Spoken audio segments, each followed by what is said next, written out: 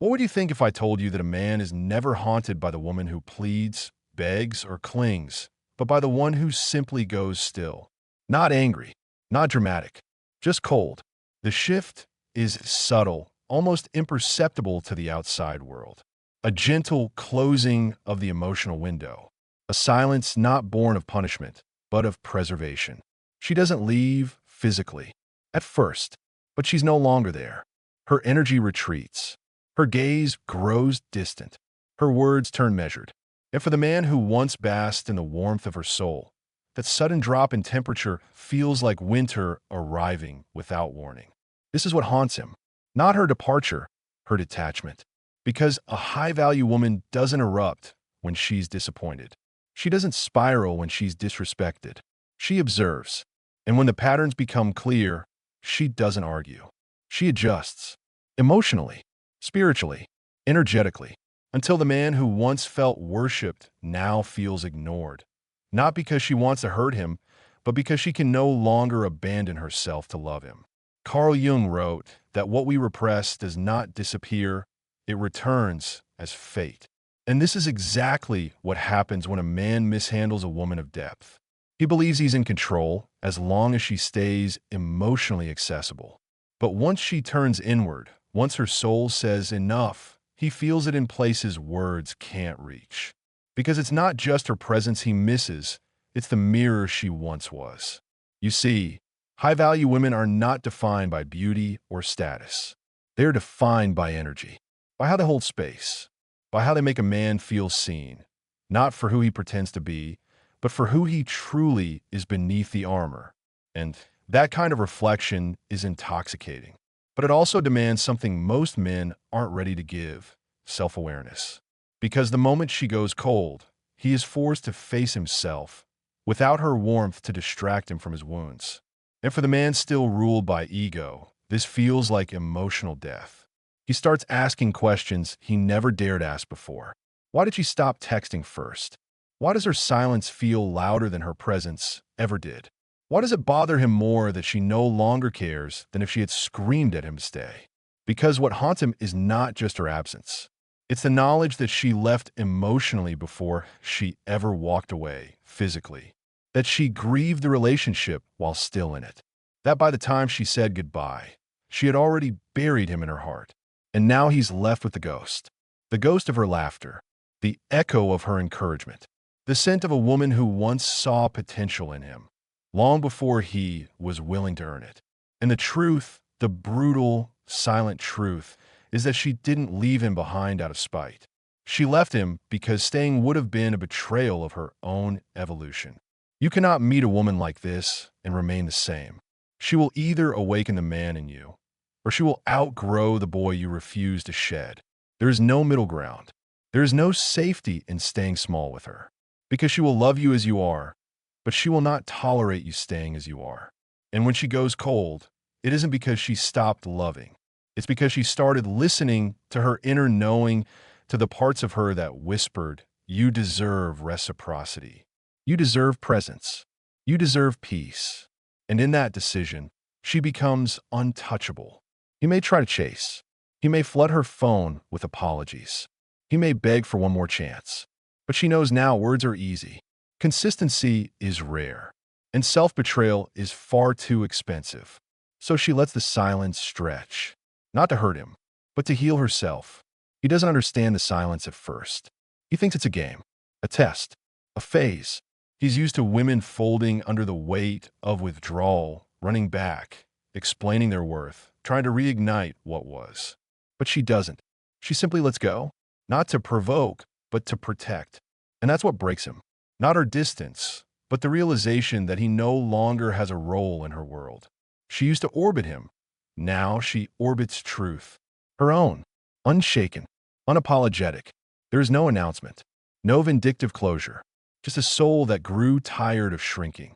And that, Carl Jung would say, is where the shadow emerges. Because what he misses isn't just her presence. It's what her presence reflected back to him. The possibility of more. The parts of him he never accessed before her.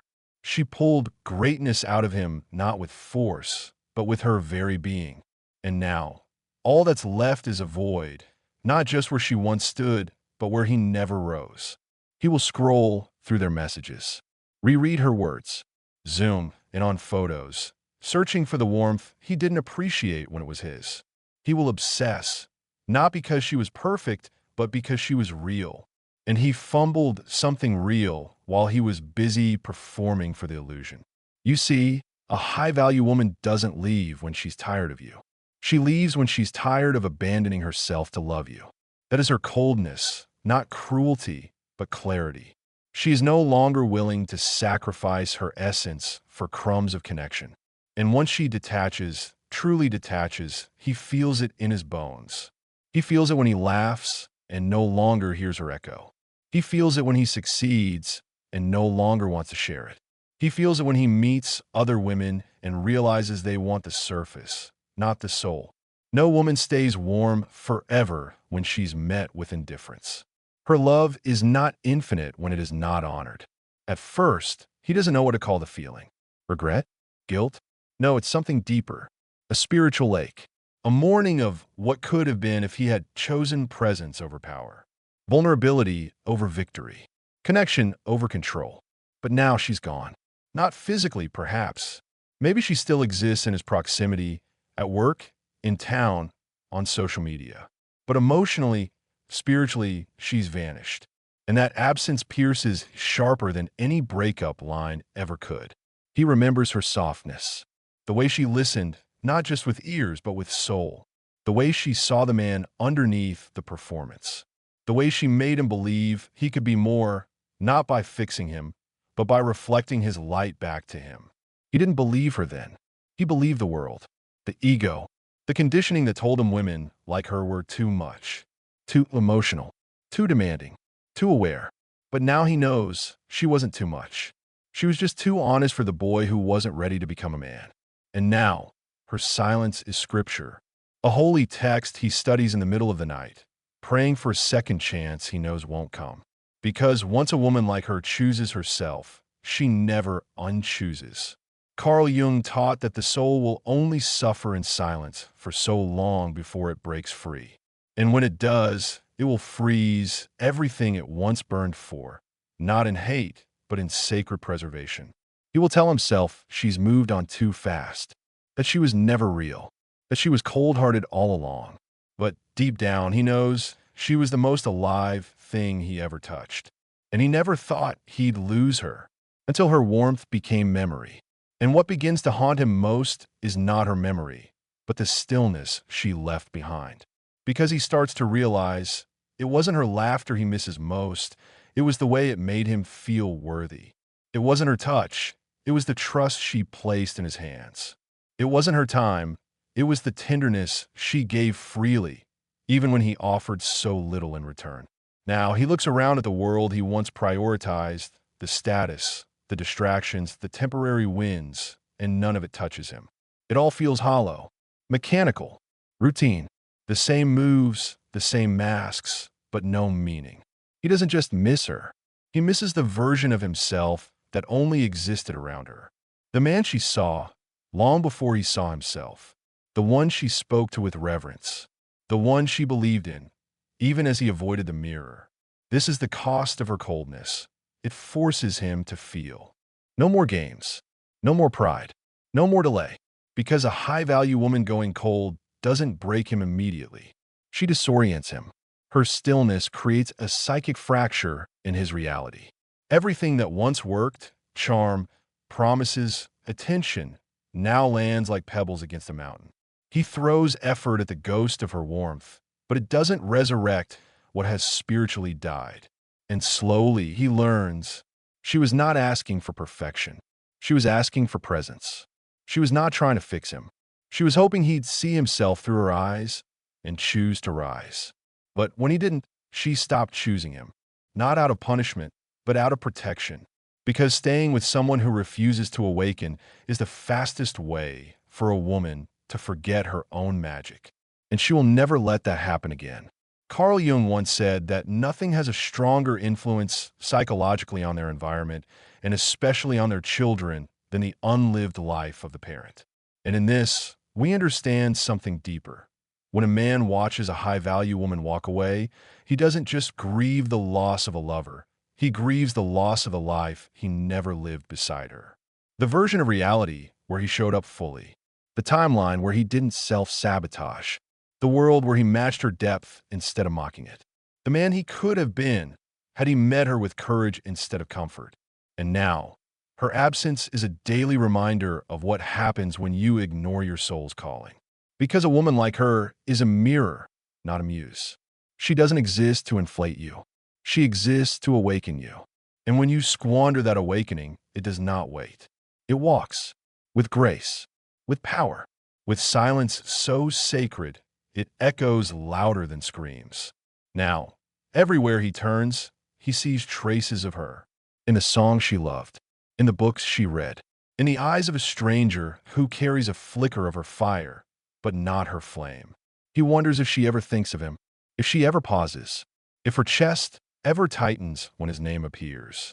But deep down he knows. She's not haunted. She's healed. He's the one who cannot sleep. He's the one who rehearses what he'd say if he had just one more chance. He's the one trapped in the echo chamber of what-ifs, while she has become the embodiment of what's next. She's not angry. She's indifferent. And that indifference? It's the truest sign she's gone. ChatGPT said, he'll tell himself stories to soften the blow. That she changed. That she gave up too easily. That she was never fully invested. But the truth is far sharper. She waited longer than most would. She tolerated more than she should have. She gave him the space to grow, and he used it to remain stagnant.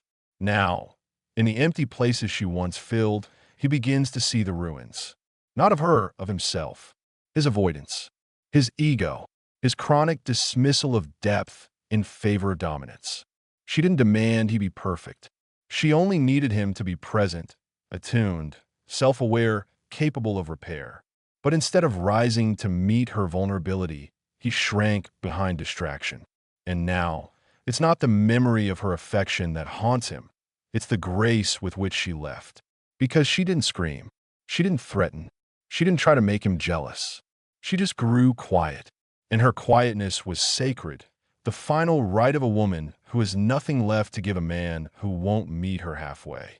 You see, a high-value woman doesn't withhold to manipulate. She withdraws to preserve.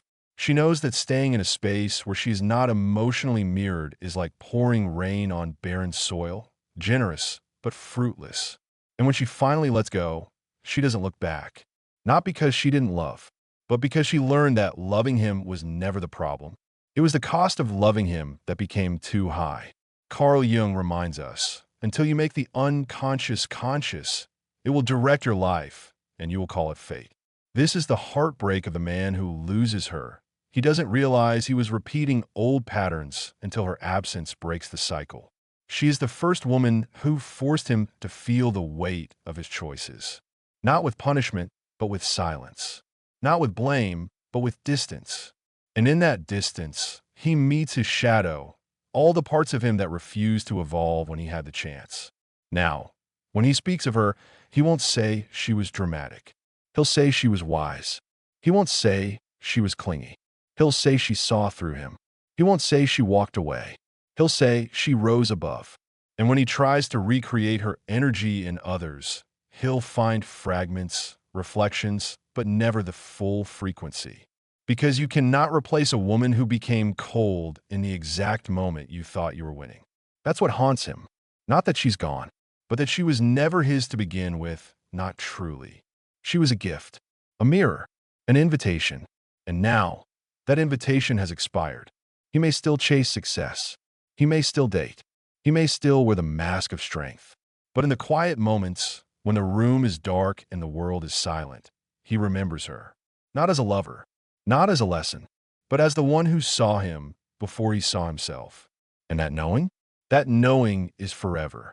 Because once a man loses the woman who chose him before he earned her, he never feels chosen again in quite the same way. There comes a point when he stops trying to replace her. Not because he's over her, but because he realizes that what she offered wasn't transactional. It was transformational. She wasn't just a woman who loved him. She was a woman who reflected him, his wounds, his dreams, his unrealized potential. And when she walked away, she took nothing, but left him with everything he refused to face. That is the quiet agony of losing a high-value woman who grows cold. She doesn't wound, she reveals. And revelation is far more haunting than rejection, because rejection is external. It can be blamed, spun, dismissed. But revelation lives inside you. It becomes part of your psychological architecture. It shows up in your choices, in your cravings, in the way you try to love others without ever letting them see you, truly see you. Because the last time you were seen, you lost her. And now, every woman you meet feels too loud, too eager, too available. Because deep down, you're not searching for love, you're searching for atonement. But a high-value woman doesn't wait for your penance. She doesn't orbit regret. She walks forward, wearing her boundaries like armor and her intuition like wings. You'll hear of her one day, maybe through a friend, maybe through a chance sighting. She'll be laughing, full, present, powerful, not hardened but holy, untouched by your absence. Not because she never loved you, but because she learned to love herself more. And that's the final haunting. Not her silence, not her leaving, but her thriving without needing to prove anything to you. Because the man who fears being abandoned is still a boy seeking validation. But the man who can sit with his shame, face his patterns, and choose integrity over ego, that is the man who becomes worthy of the love he once lost.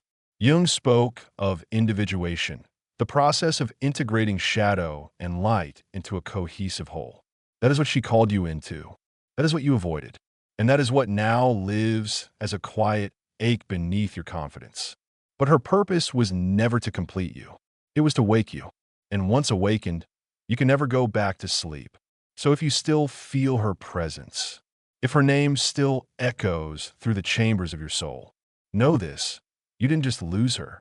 You lost the mirror, the catalyst, the woman who saw not who you were, but who you could have been.